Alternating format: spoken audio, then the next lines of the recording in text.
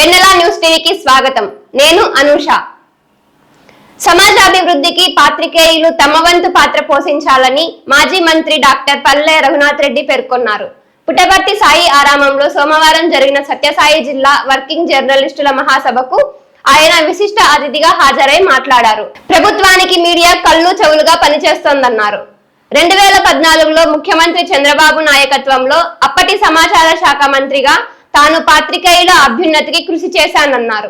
అప్పటి టీడీపీ ప్రభుత్వం పాత్రికేయుల సంక్షేమ నిధికి 100 కోట్ల నిధులు మంజూరు చేసిందన్నారు. జర్నలిస్టులకు 10 లక్షల ప్రమాద బీమా సౌకర్యం కల్పించామన్నారు. సత్యసాయి జిల్లా కేంద్రమైన పుట్టపర్తిలో ప్రెస్ క్లబ్ నిర్మాణం కోసం ప్రత్యేకంగా చర్యలు తీసుకుంటామని హామీ ఇచ్చారు.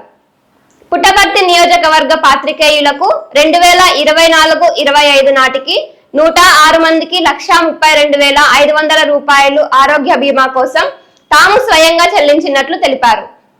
మీడియా వల్లే తాను అత్యున్నత స్థాయికి ఎదిగానని, జర్నలిస్టులను ఎప్పుడూ తమ కుటుంబ సభ్యుల్లా భావించి అన్ని విధాలుగా ఆదుకుంటానని పల్లె రఘునాథ్ రెడ్డి పేర్కొన్నారు.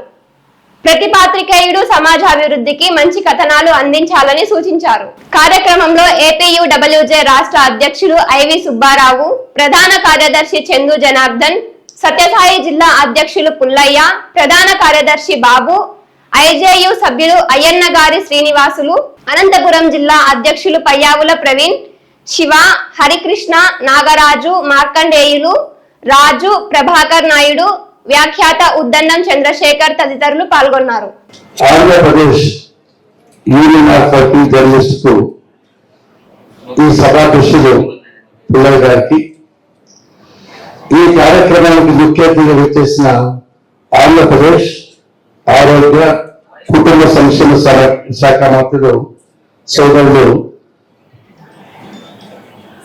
సత్యకుమార్ రెడ్డి గారికి, బీసీ సంక్షేమం చేనేత జౌళి శాఖ మంత్రులు సోదరుని శ్రీ సవిత గారికి, పార్లమెంట్ సభ్యులు సోదరుడు పాలసాది గారికి, మరకసిరి శాసనసభ్యులు యువకుడు ఉత్సాహవంతుడు రాజు గారికి, ఏపీయూడబ్ల్యూజే అధ్యక్షులు ఐవి సుబ్బారావు గారికి, ప్రధాన కార్యదర్శి చందు జనార్దన్ గారికి, కర్నూలు జిల్లా అధ్యక్షులు రాజు గారికి, అనంతపురం జిల్లా అధ్యక్షులు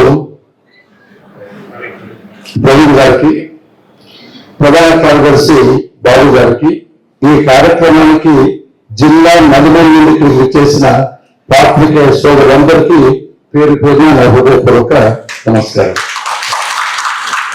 గతంలో ఆంధ్రప్రదేశ్ సమాచార పౌర సంబంధాల శాఖ మంత్రిగా పనిచేశాను కాబట్టి ఈ పాత్రికేయుల యొక్క సమస్యలు కానీ, బాధలు కానీ, ఇబ్బందులు కానీ నాకు తెలిసినంతగా చాలా మంది తెలియదని చెప్పే సందర్భంగా మీకు గుర్తు చేస్తున్నాను.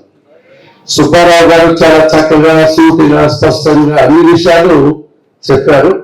దాంట్లో 2-3 విషయాలు మీకు చెప్పాల్సి అవుతుంది. నేను సమాచార శాఖ మంత్రిగా 5-6 శాఖ ఉన్నప్పుడు కూడా దీనికి ఎక్కువ ప్రాధాన్యత ఇచ్చాను. ఎందుకంటే ప్రభుత్వ కళ్ళు చెవులు అన్ని ఈ సమాచార శాఖ కాబట్టి దీని మీద కాన్సన్ట్రేషన్ చాలా ఎక్కువ చేయడం జరుగుతుంది. మొట్టమొదట బాధ్యత స్వీకరించబడమే ఎంతమంది ఉంటే అంతమంది కూడా అక్రిడేషన్ ఇవ్వమని చెప్పి 42,000 మందికి అట్ ఏ టైం అక్రిడేషన్ ఇచ్చిన ఘనత కొత్త చంద్రబాబు నాయుడు గారికి దక్కుతుందని చెప్పి ఈ సందర్భంగా గుర్తు చేస్తున్నా. అంటే టీవీ అగ్రత అప్పట్లో ఉండేది కాదు, అదేవిధంగా సబ్జెక్ట్ ఉండేది కూడా కాదు, అందరికి కంప్యూటర్ ఇచ్చాం. రెండో ముఖ్యమైన విషయం ఏమంటే వర్కింగ్ జర్నలిస్ట్ ప్రమాద బీమా చాలా చాలా ముఖ్యమైనది. 10 లక్షల రూపాయలు ఇవ్వాలని చెప్పి నిర్ణయం తీసుకున్నాను. మీ నాయకులు చెప్పడం వల్ల నాకు ఇప్పటికీ గుర్తుంది. కోస్తాలో ఒక మనిషి సరిపోతే ఆ మనిషి తెలుగుదేశం పార్టీ సానుభూతి ఆ పిల్లలకి సభ్యత్వం ఉంటుంది కాబట్టి ఈ 10 లక్షలు, ఆ 2 లక్షలు, మీరు 50,000, 12,50,000 చదివిపోయిన ఒక 3 రోజుల్లో ఇచ్చినామని చెప్పి సందర్భంగా మీకు గుర్తు చేస్తున్నా. అదేవిధంగా 3 కోట్లతో సంక్షేమం ఏర్పాటు చేశాము. అప్పట్లో ప్రభుత్వం పోయింది కాబట్టి మీరు ఉపయోగించుకోలేకపోయారు. తర్వాత మీ పెన్షన్ ఇవ్వాలని చెప్పి కేరళ కానీ, కర్ణాటక కానీ, తమిళనాడులో కానీ ఏ విధంగా ఉంది సిస్టమ్ అనుకూలంగా కూడా కమిటీ వేశాం. అంతట్లోనే అధికారులను కోల్పోయింది కాబట్టి ఈ కోరికలు ఇప్పుడు చెప్పాము, ఇవి తప్పనిసరిగా ఈ ప్రభుత్వం ఇంప్లిమెంట్ చేయాల్సిన బాధ్యత ప్రభుత్వం మీద ఉందని చెప్పి ఈ సందర్భంగా మీకు చేస్తున్నా. ఇకపోతే మా వరకు నేను శాసనసభ్యునిగా చాలా మంది చెప్తారు మామూలుగా పోలీసులు జోలుకోవద్దు, ప్రెస్సులు జోలుకోవద్దు, చాలా ఇబ్బంది అవుతుందని చెప్తాను మామూలుగా. ఊరు కన్నా ఊరితోనే ఉంటూ వార్త మాత్రం జాగ్రత్తగా ఉన్నారు. నా అదృష్టంలో దురదృష్టం కానీ నాకు ప్రెస్ పోలీసు రెండు ఇన్నిసార్లు MLA, MLC, whip, chief whip, మంత్రి కావడానికి సహాయ సహకారం ఇచ్చారు, ప్రత్యక్షంగా పరోక్షంగా చెప్పి సందర్భం గుర్తిస్తూ. మామూలుగా పాత్రికేయులు బాగా నాకు సహాయం చేశారు, ప్రత్యక్షంగా పరోక్షంగా. అన్ని ఛానల్స్ కానీ, అన్ని మీడియాలు కానీ, అన్ని పత్రికలు కానీ 90% పాజిటివ్ రాశారు, 10% మాత్రం నెగిటివ్ గా కూడా రాశారు. అన్నింటినీ భరించాలని చెప్పి సందర్భంగా మీరు గుర్తు చేస్తున్నాను. లేకపోతే నేను శాసనసభ్యులు అన్నప్పుడు అమరవీ కానీ, ఓబీసీ కానీ, నల్లమాన కానీ అప్పటికే ఇళ్ల పట్టాలు ఇచ్చారు. ఇప్పటికి నాకు గుర్తు ఓబీసీలో పట్టా లేకపోతే స్వయంగా నేను డబ్బులు పెట్టి 5,000 మందికి పార్టీ కూడా కొలిసిన సందర్భం మీరు గుర్తు చేస్తున్నా అని చెప్పి సందర్భంగా మీరు గుర్తు చేస్తున్నా. తప్పకుండా రాజు మనందరికీ మంచి ప్రియమైన నాయకుడు, మంచివాడికి లేదు చెప్పాడు కాబట్టి సాధ్యమైనంతవరకు ఎన్ని వీలు పడితే అన్ని పట్టాలు హెడ్ క్వార్టర్స్ ఇచ్చేదానికి సాయశక్తుల మనస వాచ కర్మన చిత్తశుద్ధిగా ప్రయత్నం చేస్తాను. దానికి మన మంత్రి సహకారం కూడా కావాలని చెప్పి సందర్భంగా మీరు గుర్తు చేస్తున్నా. ఇకపోతే అదే ఇన్సూరెన్స్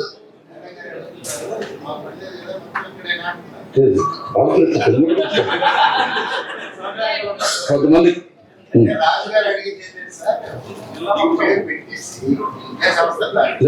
పేరు పెట్టినా పెట్టకపోయినా MLA, MLC, whip, chief whip, మంత్రి, 6 శాఖలకు మంత్రి, ప్రభుత్వ వారిగా ఆయన పెళ్లి ఒక 10 ఎకరాలు 12 ఎకరాలు ఇవన్నీ పేపర్లు ప్రత్యక్షంగా పరోక్షంగా సాయం చేయడం వల్లే వచ్చిన సవిధంగా మనం చేస్తున్నాం. కాబట్టి తప్పకోకుండా మార్చాలి సాయం చేస్తాను. ఇన్సూరెన్స్ కూడా దాదాపు 10 సంవత్సరాలు పైసలు పెట్టారు. గవర్నమెంట్ పోయిన తర్వాత మన పాత కేసు ఎందుకో బయట రాలేదు, కానీ వచ్చిన డబ్బులు కూడా కట్టారని ఇప్పుడు మళ్ళా ప్రమాద బీమా కడుతున్నారని కట్టారని చెప్పి సందర్భంగా మీరు గుర్తు చేస్తూ, మీరు భావించడం లేదు, తప్పకుండా ఏ సహాయమైనా చేస్తానని చెప్పి సందర్భంగా మీరు గుర్తు చేస్తూ చివరిగా 2-3 సలహాలు.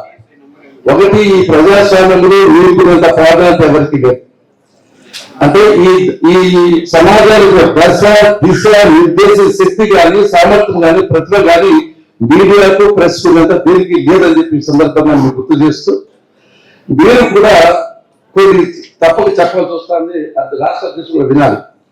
అంటే జర్నలిస్ట్ కూడా కొంత జర్నలిజం చేసేవారు కూడా బాగా చదువుకోవాలి. 2, కష్టపడి పనిచేసే ఆలోచన, తపన, ఉద్దేశం, లక్ష్యం, అభిప్రాయం ఏం టార్గెట్ ఉండాలి.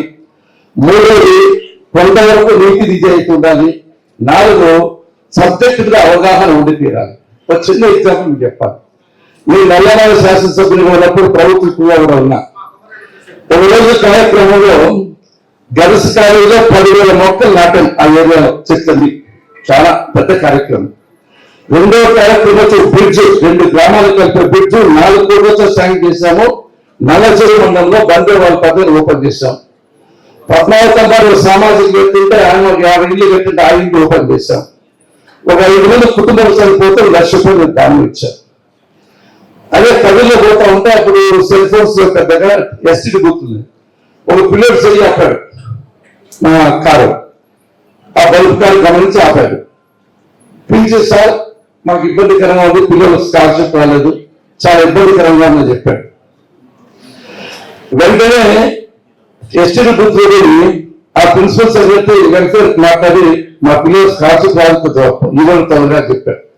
పొద్దున్న పేపర్లు ఏమో తెలుసా, మేము నాటిన మొక్కలు ఎక్కడికైనా తెలుదు, ఆ బ్రిడ్జ్ అసలు కానడం లేదు. తర్వాత మీరు ఇచ్చిన 1 లక్ష ఎక్కడికైనా తెలియదు. అదేవిధంగా ఆయన ఇచ్చింది 50 ఏళ్ళు కట్టించినాం. 50 ఏళ్ళకి వచ్చే విశాఖ లేదు. ఇప్పుడు వీళ్ళు తీసిన విద్యార్థులు అలాంటి అవసరమా? ఇవన్నీ వదిలిపెట్టేసి వాళ్ళు ఎంపీగా పెట్టిన నిజంగా నేను చాలా జర్నలిజం ఎక్కడ పోతుందని ఆలోచన చేశాను. ఇప్పుడు అసలు పెద్ద సభ జరుగుతున్నా 3,400 మంది ఉన్నారు. బాగా హ్యాపీగా ఉంది, భోజనం ఏర్పాటు చేసాం, మంచి కార్యక్రమం చేశాము, డిస్ట్రిబ్యూషన్ చేసే ఇళ్ళ పట్టాలు ఇల్లు ఎక్కువ. ఒక లేచి సభలో నా పేరు సార్ బాగా జిడ్లో మనిషి సరే కూర్చోని చెప్పా ఇవన్నీ ఏమి లేవు ఏముంది ఎమ్మెల్యే లీడ్ చేసిన తెలుగు తమ్ముడు నీకు చెప్పేది ఏంటంటే ఏదైనా కూడా పద్ధతి ప్రకారం ఏది రాయాలో దేనికి ప్రాధాన్యత దానికి ఇవ్వాలని చెప్పి మేము అందరినీ మనస్ఫూర్తి కోరుకుంటున్నాం. ఒక వ్యవస్థ మీద రాసేటప్పుడు క్లారిటీ తీసుకోవాలి. పాజిటివ్ గా సాధ్యమైనంత సమాజంలో పాజిటివిటీని ఎక్కువ లైక్ చేస్తారు. కాబట్టి దయచేసి మీ అందరికీ పెడతామంటే ఏదైనా ఇబ్బంది వచ్చే వ్యవస్థలకు ఇబ్బంది వచ్చేటప్పుడు ఆలోచన చేయాలని పార్టీగా మీరు కూడా విపరీతమైన గురి అయినా కానీ చూసుకోవాలని మనస్ఫూర్తి కోరుకుంటూ ఇప్పట్లో మొదటిగా మీకు మీ కుటుంబ సభ్యులందరికీ నా ధన్యవాదాలు తెలియజేస్తూ తప్పకుండా మీ వెంట మేము ఉంటాం. మేము అధికారంలో కూర్చున్న అధికారంలో ఉన్నా అధికారం లేకపోయినా ఎప్పుడు కూడా ప్రభుత్వ వ్యతిరేకంగా మీకు సేవ చేస్తూ వచ్చాం. నా వరకు ఈ సంక్షేమానికి వెల్ఫేర్ ఫండ్ అడిగారు కాబట్టి 1,00,000 రూపాయలు విరాళానికి ఇస్తానని చెప్పి సందర్భంగా గుర్తు చేస్తూ ఈరోజు మన మంత్రి గారి జన్మదినం కాబట్టి ఆయన జన్మదిన శుభాకాంక్షలు తెలియజేస్తూ ఆయన కుటుంబ సభ్యులంతా ఐశ్వర్యాలతో వద్దులని మనస్ఫూర్తి కోరుకుంటూ వచ్చే మీ అందరికీ ధన్యవాదాలు తెలియజేస్తూ సెలవు తీసుకుంటున్నాను. జై హింద్.